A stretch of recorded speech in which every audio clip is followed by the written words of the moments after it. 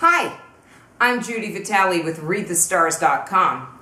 This is your weekly horoscopes at work forecast for August 31st through September 6th, 2015. I say September that way because it's hard to believe it is that month. And everybody is starting to get back into gear. I don't think we're quite ready yet, but one thing that's going to push us a little bit is going to be Venus coming out of its retrograde period next Sunday, September 6th, quite early in the morning, Eastern Daylight Time. The other great things happening this week for us to look forward to: on Monday, we have the Sun opposite Neptune late in the evening, and also Venus conjunct Mars on Tuesday. So let me go through this day by day and let you know how you can best plan out your week. On Monday, a very, very early morning, daylight time, avoid, of course, moon period, 2:53 a.m. to 4:33 a.m. For those of you who don't know what that means, let me tell you briefly. It's a period of time when the moon no longer makes aspects from the sign that it's in until it moves into the next sign. So during this time period, it's difficult for us to make connections. So if you're planning a meeting, if you're planning to go somewhere, or even if you're planning to make a purchase, you might find out that things don't turn out the way that you originally planned. It's best to be very, very careful about these time periods. You don't have to avoid doing things, but just take extra care with each step along the way. On Tuesday, the Aries moon continues this high energy feeling until about 12:37 p.m. Eastern Daylight Time, when the moon will be void, of course, all the way until Wednesday morning at 5:02. But at the very least, we have Venus in a conjunction with Mars at 1:04 a.m. on Tuesday. People are going to be in a very loving mood. If you're in a relationship, it's a great time to reach out to the one you care for and let them know just how you feel.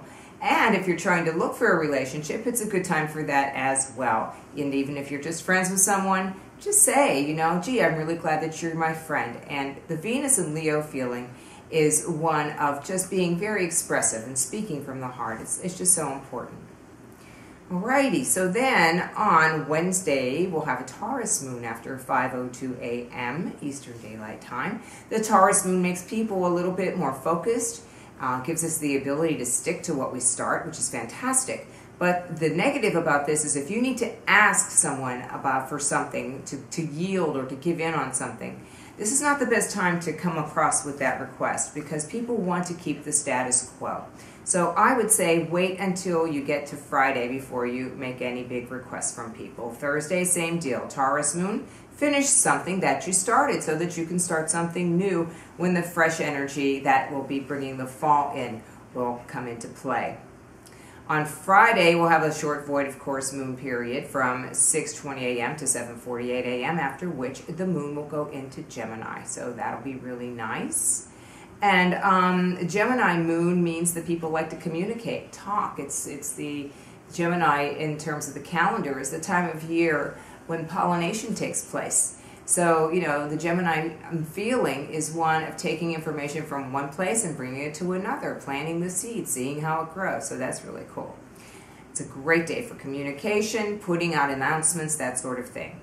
On Saturday, we have a void, of course, moon at 7:04 p.m., but till then, we've still got that Gemini moon to work with the entire time, which is fantastic. We're also going to have the Sun in a trine with Pluto, so there's a feeling of empowerment. If you're not working on Saturday, at least do something with your social life that makes you understand that you're being more in alignment with it and getting that kind of life-work balance that you really need in order to stay balanced and sane yourself. And then on Sunday, we're going to wake up with a void, of course, moon, the one from Saturday night, until about 1:40 p.m., at which point the moon will go into Cancer. The Cancer moon sort of makes us want to nurture ourselves and others. We want comfort food. We want to be held. We want to hold. We want to be around children. We want to be around older people. We want to be able to exercise the facility of taking care of others. That's what Cancer is mostly about. And also taking care of one's home and real estate deals too. So if you're looking for a home, Sunday's a great day. Venus will go stationary direct that day as well at 4:25 a.m. This might be where you get a message from someone who tells you, yeah, okay, let's reconnect, or you don't hear from that person. And don't despair. It doesn't mean it's over forever, but maybe it just wasn't supposed to be. That's the way it works with the planets. Everything happens just the way that it's supposed to. That is for sure. Well, this week, the way it's supposed to be is I will be at Journeys of Life on Wednesday from 3 o'clock to 7 o'clock. That's at 810 Belafonte Street in Pittsburgh, Shadyside section.